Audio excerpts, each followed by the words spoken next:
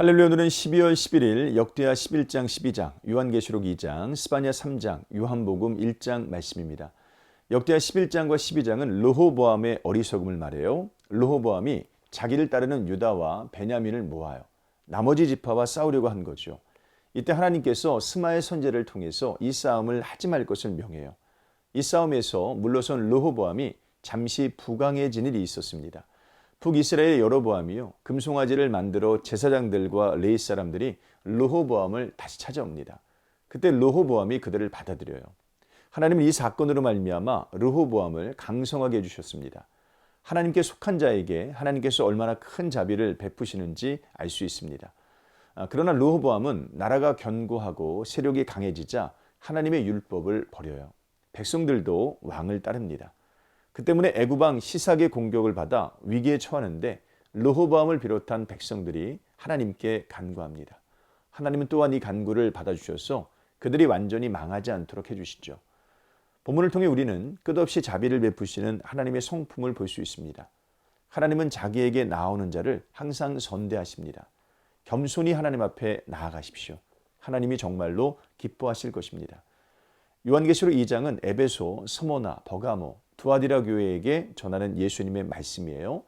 첫째, 에베소 교회를 향해서는 수고와 인내 그리고 악한 자들을 용납하지 않은 것을 칭찬하세요. 그러나 처음 사랑을 버린 것은 꾸중하십니다. 둘째, 이 서머나 교회를 향해서는 환난과 궁핍 속에서도 끝까지 충성한 것을 칭찬하세요. 셋째, 버가모 교회를 향해서는 죽기까지 충성한 것을 칭찬하신 후에 발람과 니골라당의 교훈을 따르는 자들이 교회 안에 있음을 꾸중하세요. 두아디라 교회를 향해서는 열심을 칭찬하십니다. 그러나 거짓 선지자 이세벨을 용납한 것을 꾸중하세요. 우리는 교회를 향한 예수님의 말씀을 귀담아 들어야 됩니다.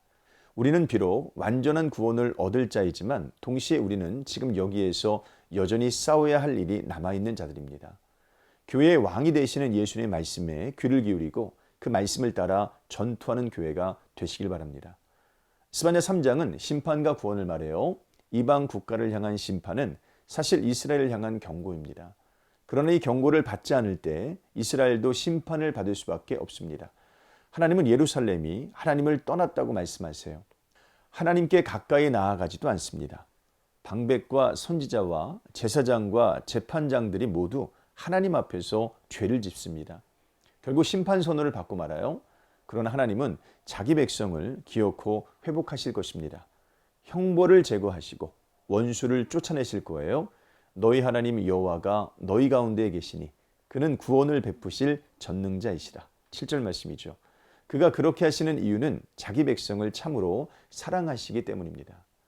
요한복음 1장에는 말씀이신 예수 그리스도가 나와요. 예수님은 말씀이요 생명이요 빛이십니다. 참 빛이 되신 예수님께서 이 땅에 오셨지만 세상이 그를 알아보지 못했어요. 그러나 영접하는 자, 곧 그 이름을 믿는 자는 하나님의 자녀가 되는 권세를 얻었습니다. 이 예수님의 길을 예비하기 위해 세례 요한이 보내심을 받았죠.